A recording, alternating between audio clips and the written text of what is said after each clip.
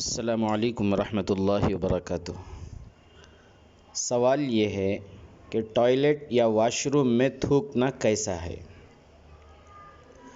حدیث پاک میں جناب آقا محمد الرسول اللہ صلی اللہ علیہ وسلم نے فرمایا، لا تبزق فی البول، ٹوائلٹ کی جگہ مت تھوکو۔ بلا ضرورت بیت الخلاء میں تھوکنا مکروہ ہے۔ سائنس کی تحقیق یہ ہے، جب انسان گندی جگہوں میں تھوکنے کے لیے منہ کھولتا ہے تو جراثیم منہ کے ذریعے پیٹ اور پھیپھڑوں میں پہنچ جاتے ہیں اور یہی جراثیم انسان کو بیمار کر دیتے ہیں۔ میرے ذہن میں ایک سوال تھا کہ جراثیم تو ناک کے ذریعے بھی جسم میں داخل ہو سکتی ہیں نا؟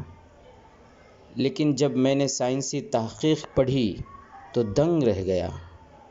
میڈیکل سائنس یہ کہتی ہے، ناک سے صرف کیمیکلز جسم میں داخل ہوتے ہیں۔ قدرتی طور پر ناک کی بناوٹ ایسی ہے، اس کے اندر کے بال، اس کے اندر کا گیلا پن جراثیم کو پھیپھڑوں تک پہنچنے نہیں دیتا۔ اللہ اکبر کبیرہ۔ آپ ٹوائلٹ میں لمبی لمبی سانس لینے، تھوکنے، گانا گانے، آوازیں نکالنے اور موبائل پر بات کرنے سے پرہیز کریں، انشاءاللہ آپ صحت مند رہیں گے۔ اور بیت الخلاء میں تھوکنے کے بعد میں آنے والے کو تکلیف ہوتی ہے، اور آپ جانتے ہیں بلا وجہ دوسروں کو تکلیف دینا قبیح جرم اور کبیرہ گناہ ہے۔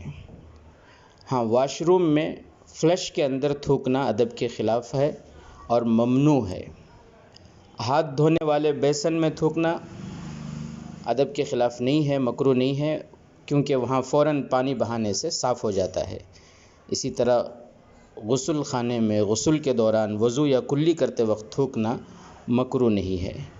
اللہ تعالی ہمیں پیارے نبی صلی اللہ علیہ وسلم کی پیاری پیاری سنتوں پر عمل کی توفیق عطا فرمائے۔